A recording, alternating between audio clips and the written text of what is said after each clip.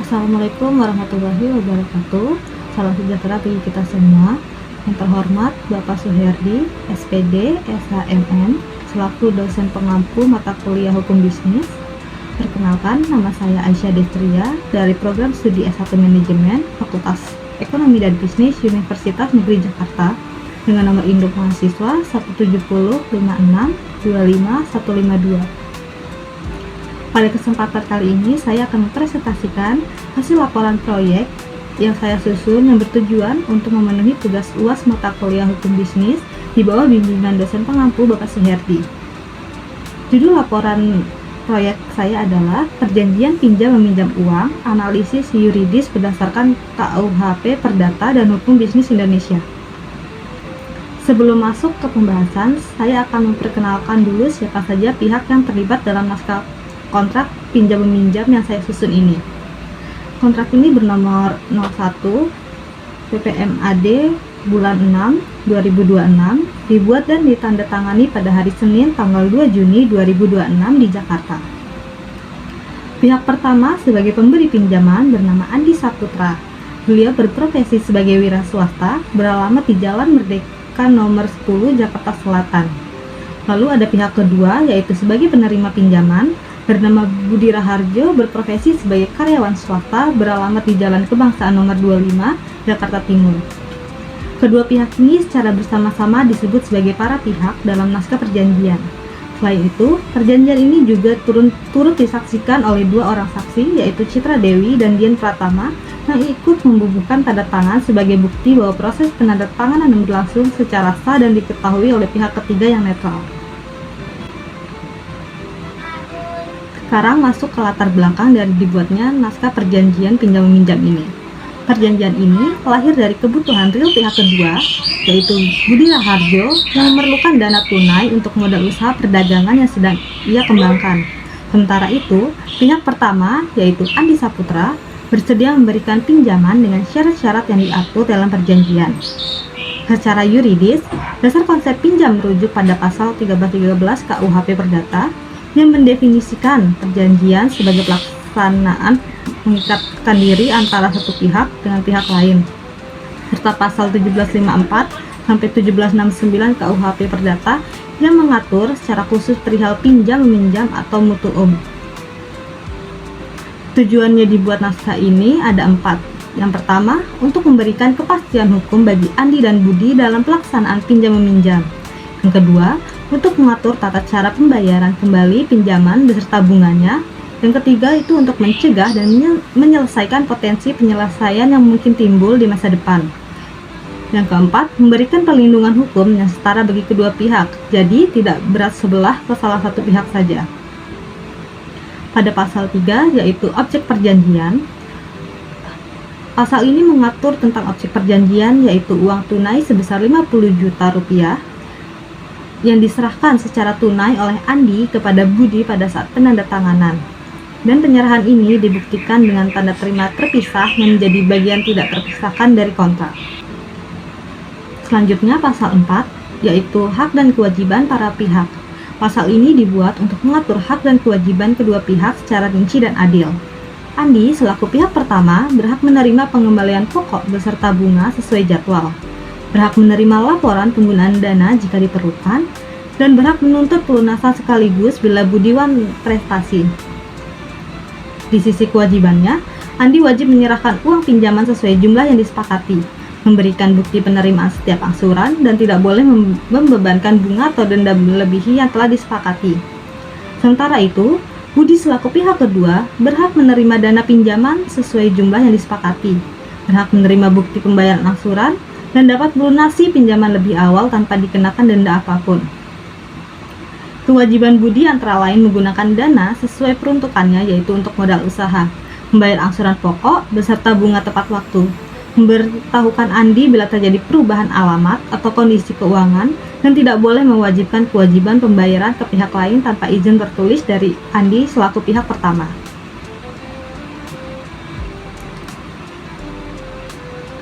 Pada pasal 5, yaitu nilai transaksi dan tata cara pembayaran. Pasal 5 ini mengatur nilai transaksi dan tata cara pembayaran secara sangat rinci. Pokok pinjamannya yaitu 50 juta rupiah, dikenakan bunga 1,5% per bulan, dihitung dari saldo pokok. Rincian angsuran bulan pertama ini misalnya pokok 2.500.000, bunganya 750, sehingga total angsuran bulan pertama yaitu 3.250.000 rupiah. Pembayaran dilakukan paling lambat tanggal 2 setiap bulan, dimulai sejak Juli 2026 melalui transfer ke rekening Bank Rakyat Indonesia atas nama Andi Saputra. Dan bila tempo jatuh bertepatan dengan hari libur, pembayaran digeser ke hari kerja berikutnya. Lalu selanjutnya pasal 6 yaitu jangka waktu perjanjian. Pasal ini menetapkan jangka waktu perjanjian selama 20 bulan dihitung sejak 2 Juni 2026 sampai 2 Februari 2028. Dan perjanjian otomatis berakhir bila pelunasan terjadi lebih cepat. Namun tidak dapat diperpanjang kecuali ada adendum tertulis dari kedua belah pihak.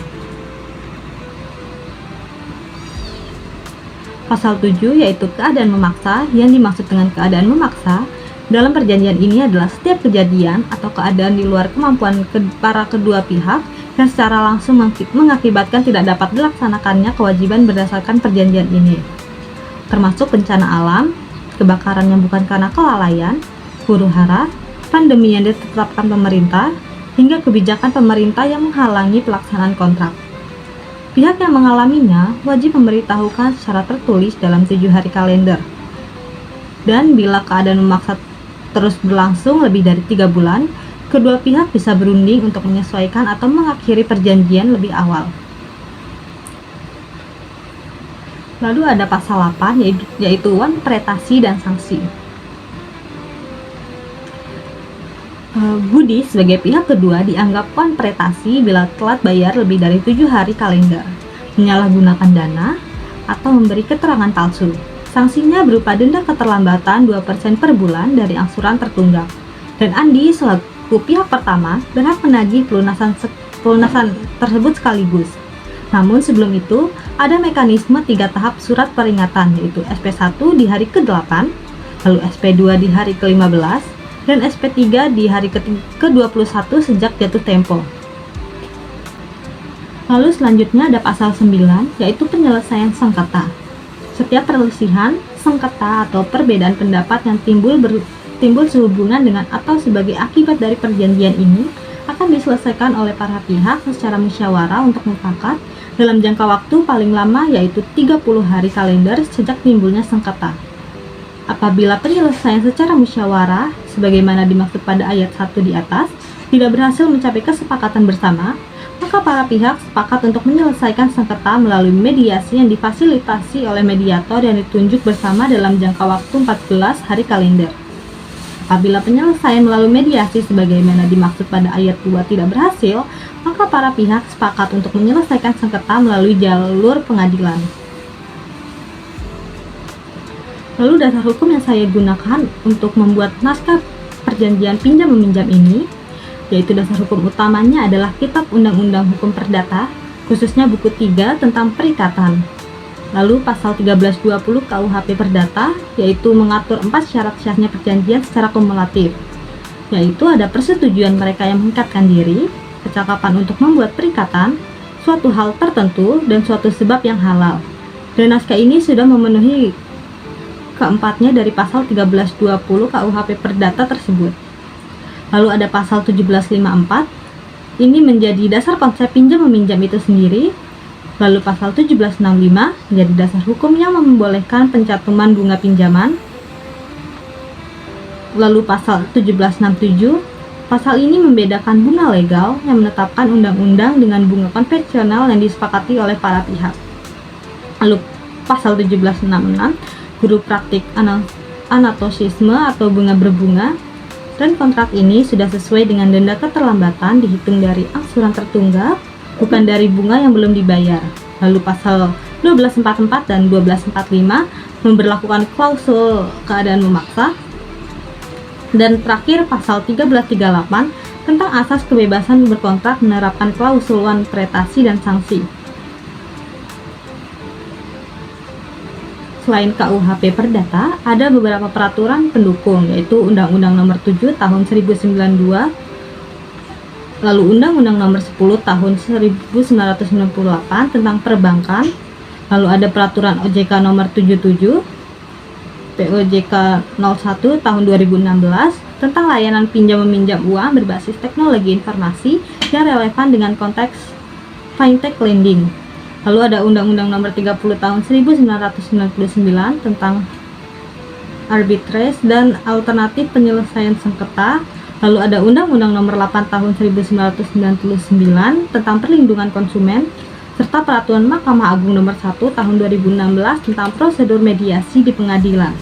Saya juga merujuk pada putusan Mahkamah Agung Nomor 3641 Tahun 2001 yang menegaskan bahwa bunga yang terlampau tinggi dapat dibatalkan berdasarkan pasal 1337 KUHP Perdata karena bertentangan dengan kesusilaan. Serta kajian dari Wijaya dan Mulyadi tahun 2017 yang saya ambil dari jurnal dalam buku Perikatan yang Lahir dari Perjanjian yang menyebutkan bahwa bunga wajar antar individu nomor berkisar 12-24% per tahun.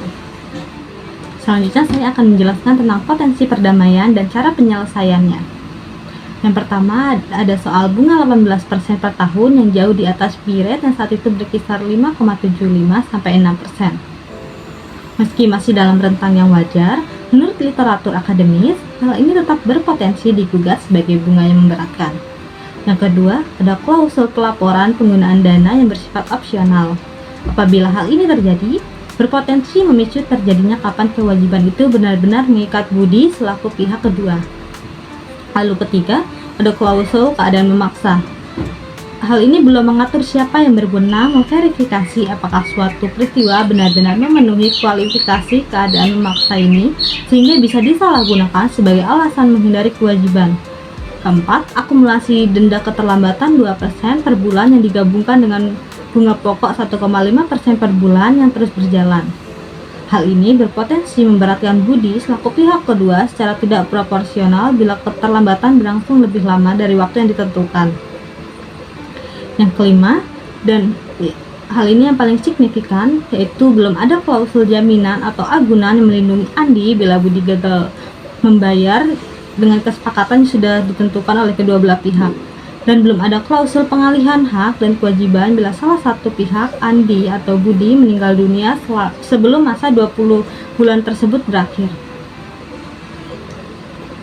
Pada mekanisme penyelesaian dalam kontrak ini sudah dirancang berjenjang dan proporsional, yaitu di mana kedua belah pihak dimusyawarahkan terlebih dahulu, lalu melalui mediasi sesuai Peraturan Mahkamah Agung Nomor 1 Tahun 2016, baru melalui jalur terakhir yaitu pengadilan di Pengadilan Negeri Jakarta Timur.